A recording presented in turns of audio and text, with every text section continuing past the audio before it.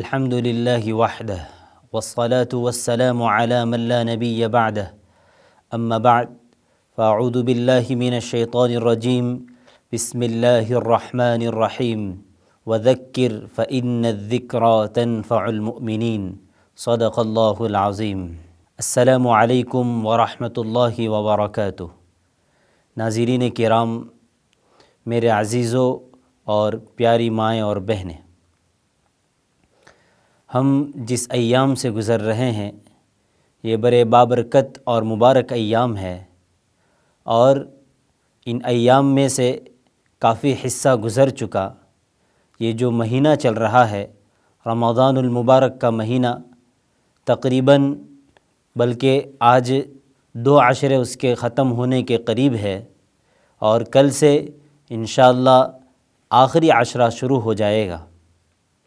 یہ اللہ کی بہت بڑی نعمت اور بہت بڑی رحمت ہے ہمارے لیے کہ اللہ نے ہمیں رمضان جیسا مبارک مہینہ عطا کیا۔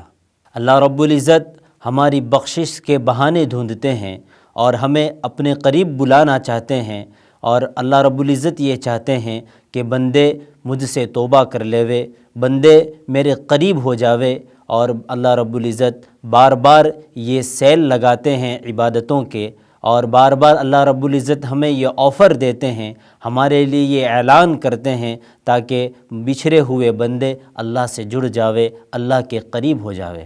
تو اللہ رب العزت کبھی ہمیں رمضان دے کر ہمیں اپنے قریب بلاتے ہیں، کبھی ہمیں جمعہ کے دن دے کر ہمیں اپنے قریب بلاتے ہیں، کبھی ذی الحجہ جیسے مبارک ایام دے کر ہمیں اپنے قریب بلاتے ہیں، اور کبھی محرم کے روزے رکھوا کر ہمیں اپنا تقرب اور اپنا قرب دینا چاہتا ہے۔ لیکن یہ ہماری غفلت ہے کہ اللہ ہمیں اتنا بلاتا ہے، اور اتنے اعلان کرنے کے بعد، اپنی مغفرت کے اعلان کرنے کے بعد، اپنی رحمت کے اعلان کرنے کے بعد، اللہ یہ ساری چیزیں کر لینے کے بعد بھی ہم اتنے نافرمان ہیں اور اتنے باغی ہے کہ اللہ پکارتا جا رہا ہے، اللہ ہمیں بلاتا جا رہا ہے، اور ہم اللہ سے دور ہوتے جا رہے ہیں۔ ہم اس کی آوازوں کو نہیں سنتے، ہم اس کی پکار کو نہیں سنتے۔ وہ آسمانوں پہ آ کر ندائیں لگاتا ہے، وہ قرآن میں بھی ہمیں بارہا کئی مرتبہ بلاتا ہے۔ کہیں اس نے یہ کہا نبئ عبادی انی انا الغفور الرحیم، کہیں اس نے کہا یا عبادی الذین اسرفوا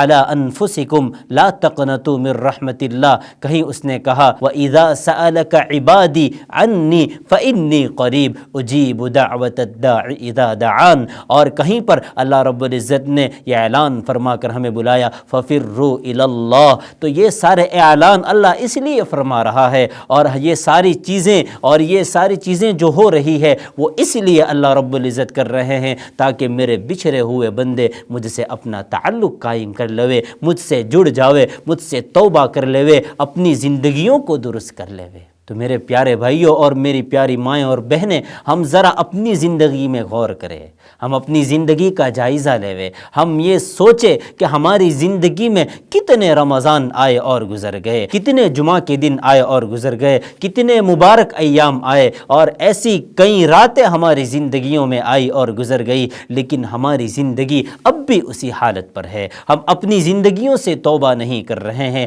ہم اسی راہ روی پر چل رہے ہیں، اپنی منمانی زندگیاں گزار رہے ہیں۔ اللہ کا قرب ہم نہیں چاہتے، اللہ سے قریب ہونا ہی نہیں چاہتے۔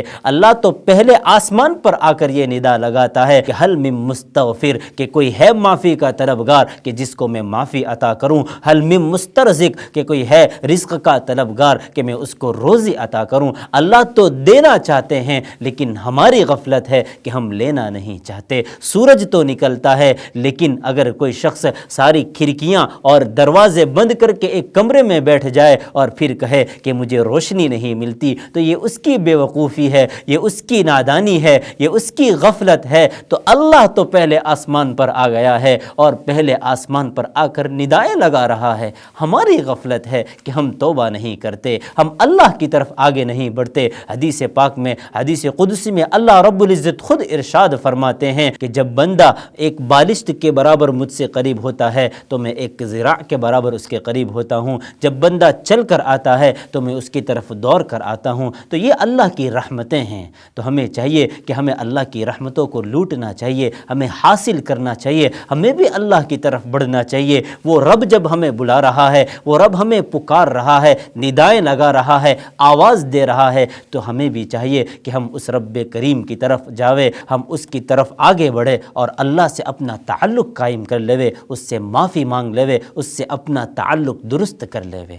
اللہ رب العزت نے ہمیں رمضان المبارک کا جو مہینہ عطا کیا ہے تو ہمیں چاہیے کہ ہم اس کی قدر کریں، لیکن اس کا پہلا عشرہ بھی ختم ہو گیا اور آج دوسرا عشرہ بھی ختم ہو جائے گا۔ اللہ رب العزت کی توفیق سے جو کچھ عبادتیں ہوئی ہے، اللہ رب العزت سے دعا ہے کہ اللہ رب العزت اپنی بارگاہ میں اس کو قبول فرمائے۔ اللہ ہماری نمازوں کو، ہماری تراویحوں کو، ہماری قرآن کی تلاوتوں کو، ہمارے روزوں کو اور جو کچھ ٹوٹی پھوٹی عبادتیں ہوئی ہے، اللہ رب العزت اسے قبول فرمائے۔ لیکن میرے بھائیوں اور میری پیاری مائیں اور بہنیں، مجھے جو بات عرض کرنی ہے وہ یہ کہ اب جو آخری عشرہ آنے والا ہے وہ ان دونوں عشروں سے بھی زیادہ فضیلت کا حامل ہے، اور خصوصاً اس کی راتیں اور بھی زیادہ فضیلت کی حامل ہے۔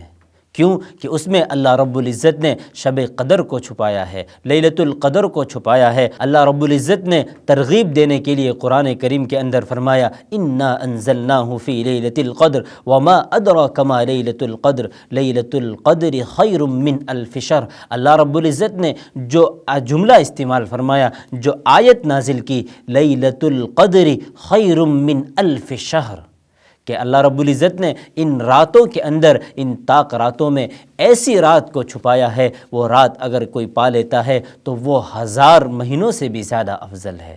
یعنی اگر کوئی شخص 1000 مہینے عبادت کرتا ہے تو اس سے بھی کئی گنا زیادہ ہے۔ یہاں قرآن کریم کی بلاغت پر غور کیجئے میرے بھائیوں، کہ اللہ رب العزت ارشاد فرماتے ہیں خیر من الف شہر، بہتر ہے۔ تو بہتر کا مطلب نہیں کہ 19-20 کا فرق، یہ بہتر نہیں، بلکہ قرآن کریم خیرن اسی جگہ لگاتا ہے کہ جو بہت ہی زیادہ افضل ہو، بہت ہی زیادہ بہتر ہو۔ اور ایک آیت کی طرف دیکھیں گے تو آپ کو پتہ چلے گا، قرآن کریم کہتا ہے بل تؤثرون الحیات الدنیا والآخرۃ خیر وابقی۔ یہاں پر قرآن کریم نے آخرت کو دنیا سے بہتر کہا۔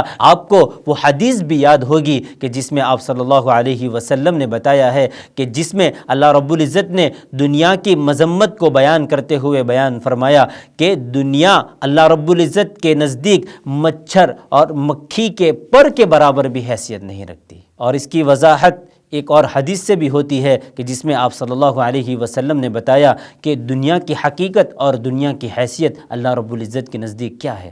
یعنی اللہ رب العزت کے نزدیک دنیا کی حقیقت مکھی کے پر کے برابر بھی نہیں ہے۔ تو یہاں پر بھی اللہ رب العزت نے یہ ارشاد فرمایا کہ لیلۃ القدر خیر من الف شہر، تو 1000 مہینوں سے بہتر کہا۔ تو ہو سکتا ہے کہ 1000 سے بلکہ 2000 مہینوں سے بھی افضل ہو، 3000 مہینوں سے بھی افضل ہو، اور کتنی افضل ہو کسی کو معلوم نہیں۔ یعنی یہ جو خیر کہا یہ اللہ رب العزت ہی بہتر جانتا ہے۔ تو اتنی مبارک رات ہمیں ملنے والی ہے اور اتنی مبارک رات آ رہی ہے، تو ہمیں چاہیے کہ ہم ان راتوں میں لیلۃ القدر کو تلاش کریں۔ ہم سے جتنا ہو سکے ہمیں ان راتوں کو عبادت میں گزارنے کی کوشش کرنی چاہیے۔ حدیث پاک میں آتا ہے، اما عائشہ رضی اللہ عنہا روایت فرماتی ہے، اذا دخل عشر الاواخر شد میزرہ واحیا لیلہ وایقظ اہلہ، کہ جب آخری عشرہ داخل ہوتا تھا تو آپ صلی اللہ علیہ وسلم اپنے تہبند کو مضبوط کر لیتے تھے اور راتوں کو زندہ کرتے تھے اور اپنے اہل و عیال کو جگاتے تھے، یعنی بیدار کرتے تھے۔ تو وقت کا نبی اور آخری نبی خاتم النبیین والمرسلین، وہ نبی جب اس رات کو پانے کی کوشش کر رہا ہے تو ہمیں تو بدرجہ اولا محنت کرنی چاہیے اور کوشش کرنی چاہیے کہ ہمیں یہ رات مل جائے۔ تو یہ ساری باتیں اس لیے بتائی جا رہی ہے کہ تاکہ ہمارے اندر بھی عبادت کا شوق پیدا ہو، ہمارے اندر بھی عبادت عبادت کا جذبہ پیدا ہو اور ہم بھی اپنے آپ کو عبادت میں تھکائیں۔ میرے بھائیوں اور میری بہنیں، اگر ہم بھی اپنے آپ کو کچھ عبادت میں تھکا لیں گے اور کچھ ایام جو باقی رہ گئے ہیں عبادت میں گزارنے کی کوشش کریں گے، اگر ہمیں کچھ تھکن لگ بھی گئی تو میرے پیارو سنیں کہ یہ تھکن تو ختم ہو جائے گی۔ یہ ختم جب ہم ایام کے گزرنے کے بعد جب آرام کریں گے، ایام کے گزرنے کے بعد جب ہم آرام کر لیں گے تو تھکن تو ختم ہو جائے گی، لیکن ان عبادتوں کا ثواب ہمیشہ ہمیشہ کے لیے ہمارے لیے لکھ دیا جائے گا اور ہمارے لیے محفوظ کر دیا جائے گا۔ تو جو کچھ بھی عبادتیں ہو سکے ہم زیادہ سے زیادہ عبادت میں اپنے آپ کو لگانے کی فکر کریں۔ ان مبارک ایام کی برکت سے اللہ رب العزت پورے عالم کے حالات کو، پورے عالم کی پریشانیوں کو دور فرمائے اور خصوصاً امت مسلمہ کے حال پر اللہ رب العزت رحم فرمائے۔ اللہ رب العزت ان کہی سنی باتوں پر عمل کرنے کی توفیق نصیب فرمائے۔ وما علینا الا البلاغ۔